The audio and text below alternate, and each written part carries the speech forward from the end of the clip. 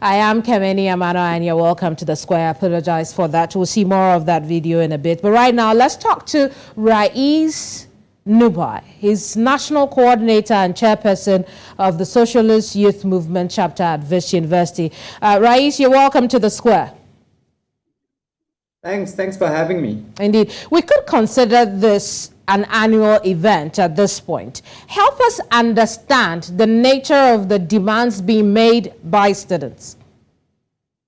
So it definitely is something that is recurring every year. I mean, the demands that were being put forward, I mean, some of the photos I saw you put up were actually taken in 2021 during the student debt protest. At that point, our demands were quite clear, that we want every single student to register, regardless of the amount of historical debt that they owe to the institution. So at the moment, students who do have historical debt to the university are barred from registration. That's one issue. And the other one is the ongoing issue of accommodation. I mean, student homelessness has been a huge issue on South African university campuses.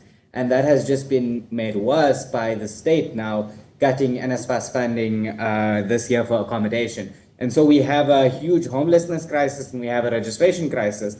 And so in as much as the registration is concerned, we're calling not just for every student to register, but as the Socialist Youth Movement, our position is that we want all of the student debt countrywide, which is more than 16 billion rand now. It was sitting at around 13 billion rand in 2021 when we protested then. And we're demanding of the state to bail out that historical debt, but also to concurrently implement free education. We hold a strong position of free, quality, decolonized education for all. And I mean, this obviously goes all the way back to fees must fall. And we're seeing a lot of the same tactics that were deployed against fees must fall being deployed again here now. I mean, we're seeing the suspension of student leadership.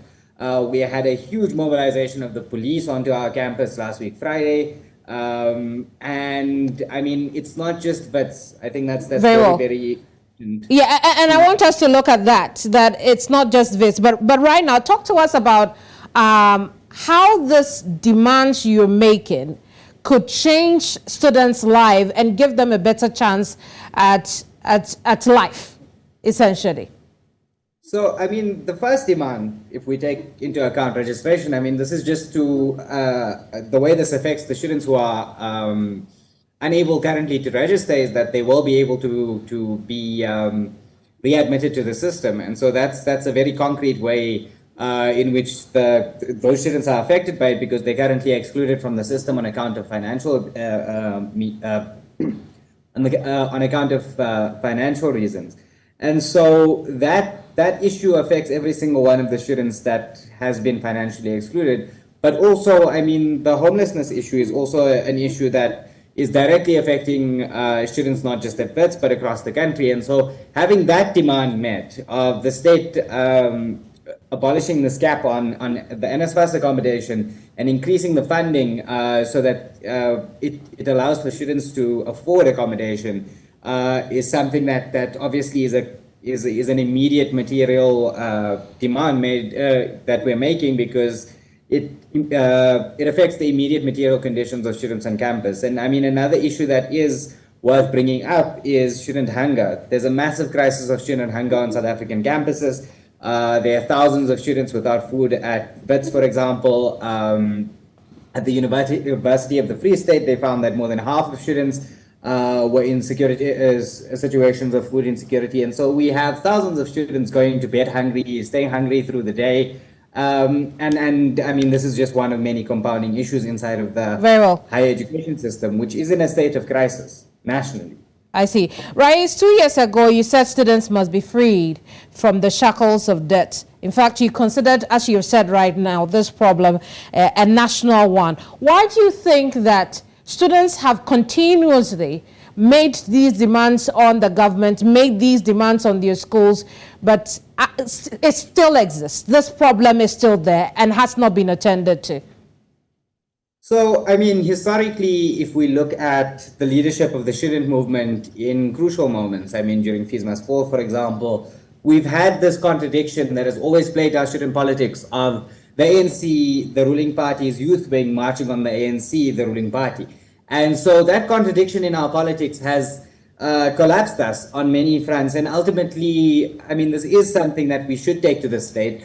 Ultimately, the state is the only player that can meet our demands. And yes, there are many, many legitimate questions to be asked of our universities. But it's because we have a state that's careless. And yes, we have a university at this point that is arrogant to the extent that they would fail to meet, they refuse to meet the premier of the province when he came through to try and resolve the issue on campuses. So we do have a situation where we have a capitalist ANC government which has corporatized the education system for a long time now. And so we're left with the option of whether or not, and I mean, this is the broader question of come the next election in 2024, it's up to voters to mobilize behind, and we strongly support the formation of a mass workers' party in the country. Because ultimately it's falling on the deaf ears of a government that doesn't want to change the status quo. Indeed. In the case of WITS, we know that there have been engagements with students, albeit it ending in a deadlock. If you're aware, fill us in on those and talk to us about why the students have rejected the proposals of the university management. So the university management hasn't moved on many issues. I mean, when it comes to the VSA made an initial demand of students with historical debt under 150,000 rand to register, which is a half measure. Ultimately, we are calling for the end of financial exclusion, not as a matter of practicality, but of principle. And so, but this line has changed of the VSA, but even on that front, the university has failed to meet the demands. So none of the demands of the student leadership have been met. And so this is the principal reason why there's been a breakdown in communication and a breakdown in negotiations between the university and students. But as of today, noon today, the VSA did call a 24-hour ceasefire pending three demands. The three demands being the first one is the demilitarization of campus. So the police should be removed from the university precinct. And the private security bouncers who have been sexually harassing and assaulting students should be removed from our campuses. The second one is for the suspensions, for no student to further be suspended. And the third one is for the suspensions of student activists, particularly in the SRC at the moment, to be lifted.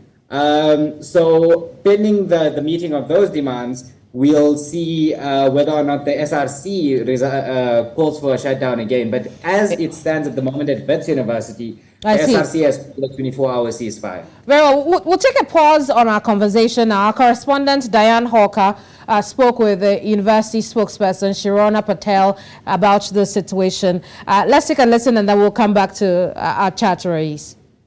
The university has been accused of not doing enough to resolve the accommodation issue, and that's been part of the protests, with some student leaders saying that students are sleeping in libraries and in unsafe venues. What's the university doing to deal with the housing issue at Wits University?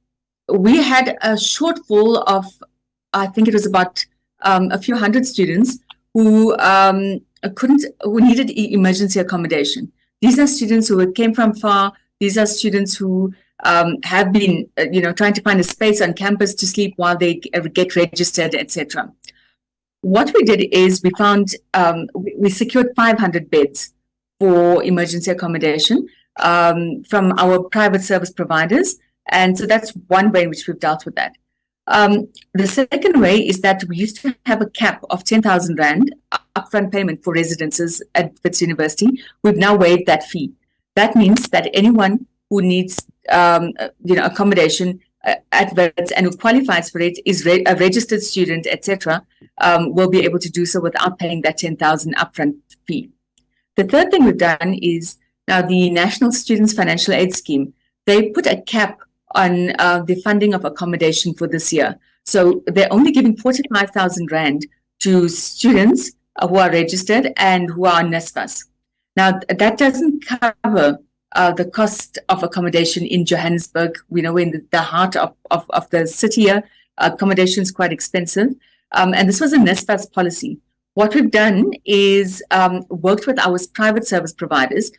They've agreed to accommodate students within that 45,000 for the year, for this year only. But they've also agreed that the students don't need to put down a deposit at all. They can just come in and stay. So that's alleviated some of the pressure on the students who require accommodation. And the second big issue was obviously the issue of the historical debt. Some student leaders saying that students should be allowed to register. Perhaps you could just explain to our viewers who are not in South Africa why this historical debt issue has come up to begin with, and whether the university is doing anything to actually resolve that. The question you keep putting to me is, what is the university doing? What we need to say is, what is government doing? I think that's the bigger question to ask. So with the universities, we went on a huge fundraising drive, firstly, to help students, to fund as many students as possible. The private sector's come to the party in some way, but what is government doing? So the history going back, we've always had protests about access to higher education. As a university, we believe and we agree with the ideal put forward by government, by officials, by the students, that we believe in the principle of access to quality, free, decolonized higher education. The problem is who's going to pay for it. So it's nice to have these ideals. Government can promise all these ideals, but who pays for it? So after the 2016 Fees Must Fall protests, the government came on board and said, okay, from everyone who has a household income of about 600,000 Rand or less will be allowed to qualify for NSFAS.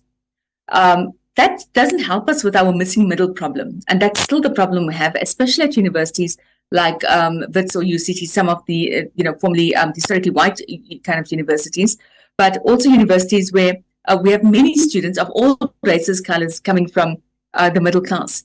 And these students, they don't qualify for this financial aid from the government, but they can't pay their own way as well. And so it's this group of students that accumulate debt year on year. The government says they've got a plan for the missing middle, but we haven't seen it yet. So that may still take some time to come. But what's happened is we're admitting students into the university system now because we believe in this ideal.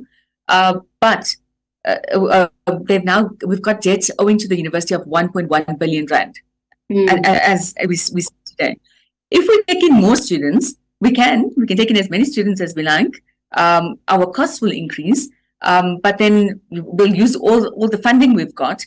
We'll sell our assets and we'll be bankrupt in a year or two, which means we'll have to close down. So in order to remain sustainable, we have to say that, this is what we can do. This is what we can accommodate.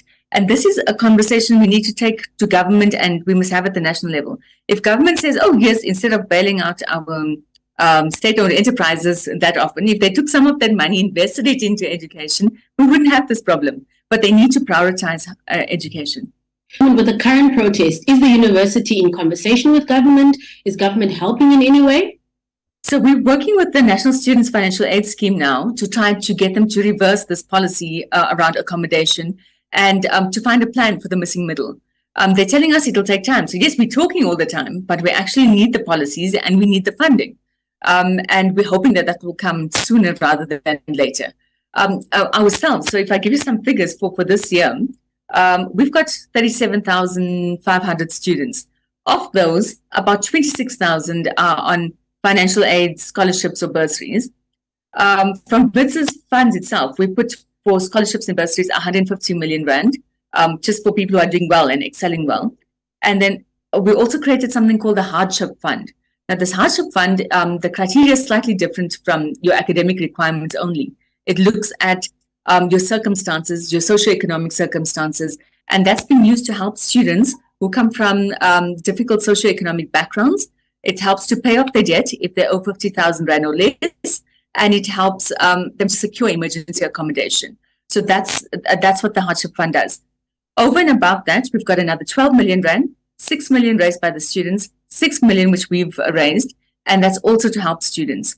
We compromised over the weekend as one of the concessions to say that all academically qualifying students who are passing, who can register for this year because their academics are good, we will accommodate those students and will allow them to register. But that was rejected outright by the SRC. They said either everyone who owes historic debt That's the 1.1 billion rand. Either they register or they're rejecting the offer. You know, there have been several meetings that the university management has had with the SRC leadership. Where do things stand right now as we speak? Right now, we've put forward the concessions to the students. We're hoping that they'll, come back to the negotiating table. And we've made some really substantial concessions, which will cost us millions of rand, which we'll have to fundraise for. But we have made these concessions. So the next step, we can only solve this through dialogue. We can only solve this through talking. No amount of protesting or suspensions or all of that stuff will help to solve the real issues here. So we're hoping to get the students around the table again. Our Dean of Students has been reaching out to them. Last week, our Vice Chancellor reached out to them. About an hour later, some SRC members came in. At the end of the meeting, the former SRC president or the suspended SRC president came in and just said, we're not negotiating with management, and disrupted the meeting and left. For 3 days after that, Wednesday, Thursday, Friday, they refused to meet with anybody. They said if their demands are not met, they're not talking. On Saturday, we made a breakthrough somehow and said, let's go into talks. It was a marathon 7-hour session from 1 o'clock to 7. We made headway. We looked at each of the 13 demands of the SRC and we responded. All this is on our website. Go have a look at it. Go look at the figures, the numbers, the concessions. On Sunday, there was just an about turn. They said, no, if everybody who owes the university money cannot register, we don't agree to anything. We call all negotiations off. And that's where we stopped on Sunday.